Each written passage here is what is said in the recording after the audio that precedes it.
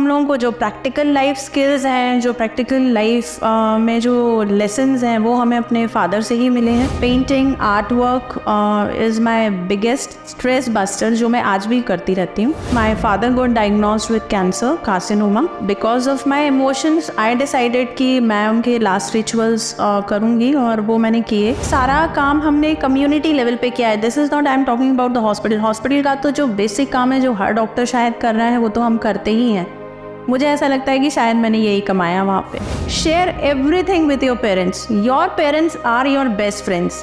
तो ये एक मिथ है कि हम बच्चों को कुछ सिखा रहे हैं। It is always a two way thing कि बच्चे हमसे बहुत सारी चीज़ें सीखते हैं, तो हम भी बच्चों से बहुत सारी चीज़ें सीख रहे होते हैं। जी तो सब लोग रहे हैं, जियो तो ऐसे जियो कि लगे कि आप जिंदा हो, कुछ इम्पैक्ट अपनी कम्युनिटी पे दो। लेकिन eight the end of the day आप जैसा सोचोगे वैसा आपके साथ होगा, ऐसा मेरा मानना है।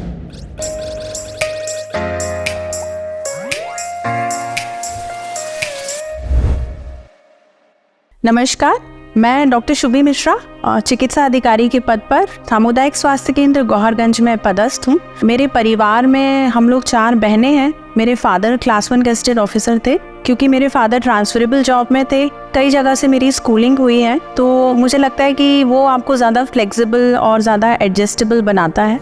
मैंने 12th के बाद PMT दिया, उसमें होम्योपैथी को ही प्रेफर किया। कॉलेज में सेक्सुअल हरासमेंट कमेटी की मैं हेड थी, और फाइनल ईयर में I could gain 11 prizes, including I was the captain for my cricket team of the college. और मैं अपने फादर के बहुत ज़्यादा क्लोज थी। हम लोगों को जो प्रैक्टिकल लाइफ स्किल्स हैं, जो प्रैक्टिकल लाइफ में जो लेसन्स हैं, वो हमें अपने फादर से ही मिले हैं। मैंने एक्यूपंक्चर का डिप्लोमा किया था, तो मैंने उससे अपनी क्लिनिक स्टार्ट कर दी थी।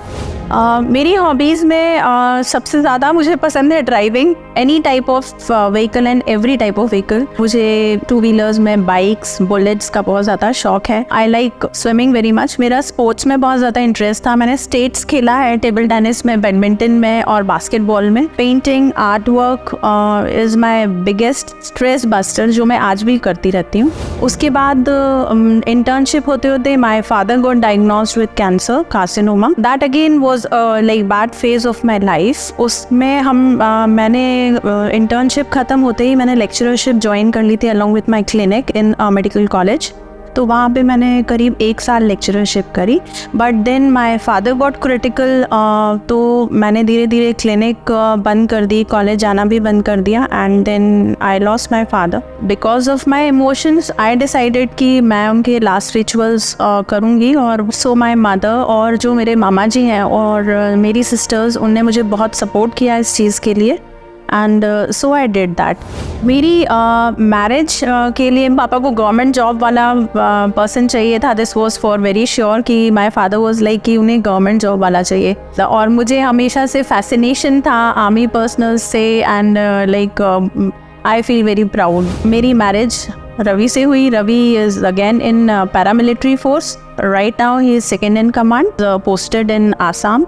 ज़्यादातर पोस्टिंग बाहर ही रही है, हम लोग 3-4 साल ही साथ में रहे हैं। He have always supported me in all the things. दो क्योंकि उनकी जॉब ऐसी है, तो बहुत सारा टाइम मुझे अकेले रहना पड़ता है, बच्चों को अकेले देखना पड़ा। लेकिन वो जितना सपोर्ट कर सकते हैं उससे कहीं ज़्यादा सपोर्ट करने की कोशिश करते हैं। जैसे मैं प्राउडली बोलती हूँ कि मैं फ़ौजी की बीवी हूँ, तो वो एक फ़ौजी की तरह बच्चों को स्किल्स, जो लाइफ स्किल्स होती हैं, जैसे मैंने अपने फादर से सीखी, he used to teach my kids. At the end of the day you always feel proud कि your husband is in such a job जहाँ पे कि वो देश के लिए कुछ कर पा रहे हैं। मैंने PG किया तो इंडिया लेवल पे मैंने फ़ाइट किया, तो मुझे इलाहाबाद मिला।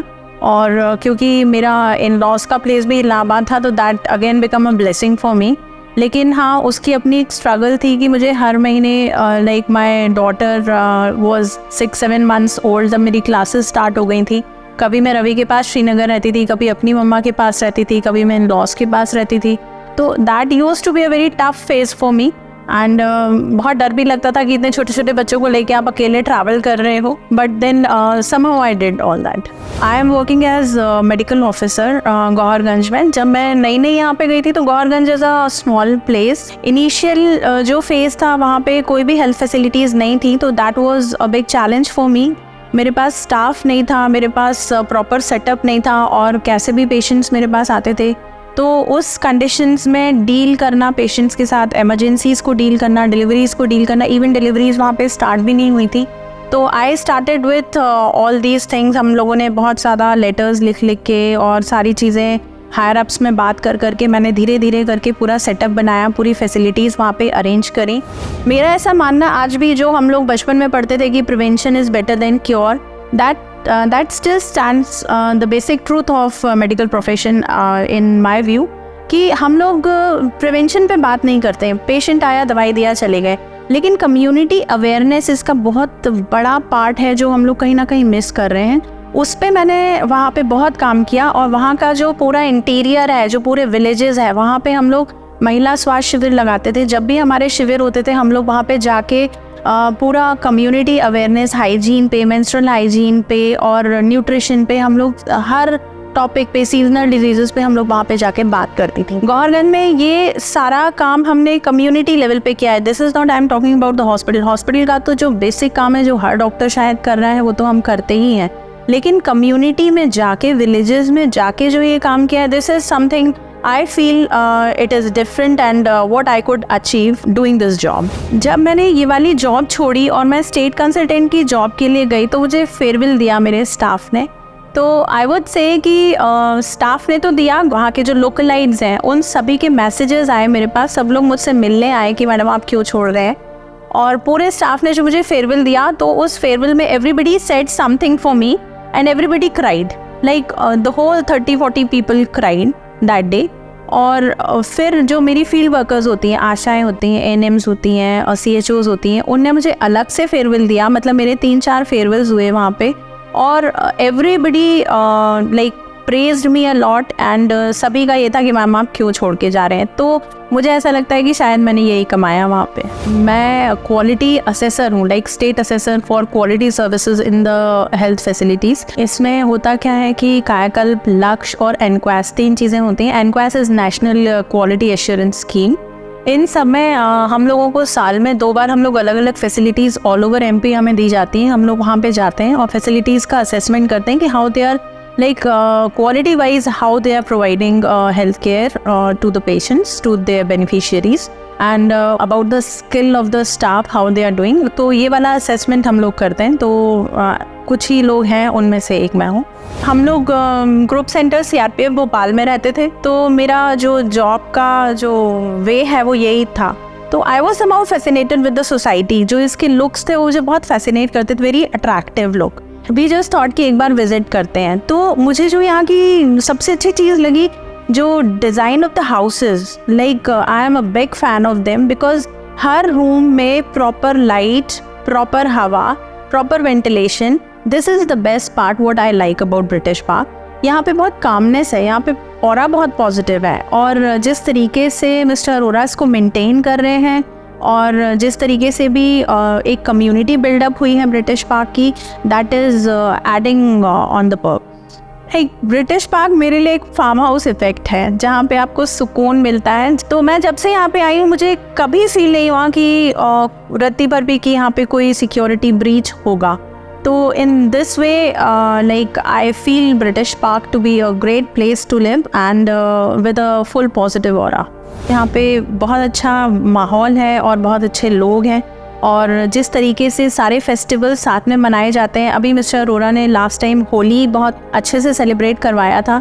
We had a great time together with the community of British park. हर फीमेल का अपना एक स्ट्रगल है कि मैरिज होती है तो हम एक डिफरेंट जोन में चले जाते हैं। उसके बाद लाइक एज अ डॉटर जब हम अपने घर में रहते हैं तो हमारा एक जोन अलग होता है, फिर जब हमारी मैरिज होती है तो हम अलग जोन में होते हैं, फिर जब व्हेन वी बिकम मदर्स तो एक हमारा अलग ही जोन बन जाता है। And in every phase of our life हर किसी से हम सीखते हैं। हम अपने इन लॉज के पास जाते हैं तो हम वहाँ पे बहुत सारी नई चीज़ें सीखते हैं। ऐसे ही when a female become a mother, वो पेरेंट बनना पहले से किसी को नहीं आता है, मे बी अ फादर और अ मदर। हम लोग जब बच्चे होते हैं तो हम उनसे भी बहुत सारी चीज़ें हम सीखते हैं। पेरेंटहुड जो है वो हम अपने बच्चों से ही सीखते हैं। तो ये एक मिथ है कि हम बच्चों को कुछ सिखा रहे हैं। It is always a two way thing कि बच्चे हमसे बहुत सारी चीज़ें सीखते हैं तो हम भी बच्चों से बहुत सारी चीज़ें सीख रहे होते हैं।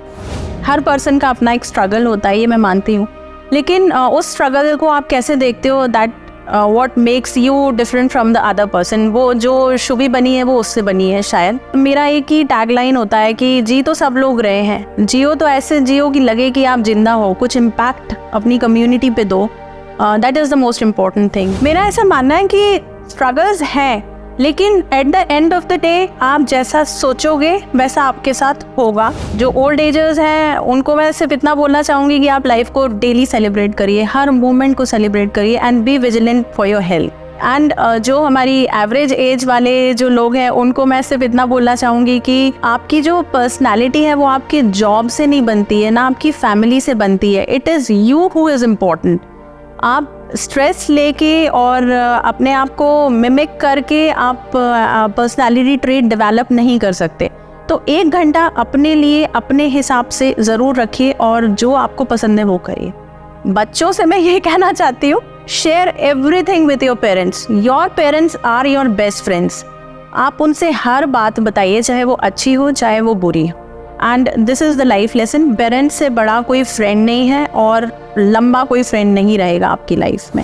Well, at last I want to thank everyone for listening to me. And हर एक कहानी शायद बहुत इंटरेस्टिंग होती है, देखने वाले के ऊपर डिपेंड करता है, सुनने वाले के ऊपर डिपेंड करता है कि how he is taking and what he is taking from that. Thank you.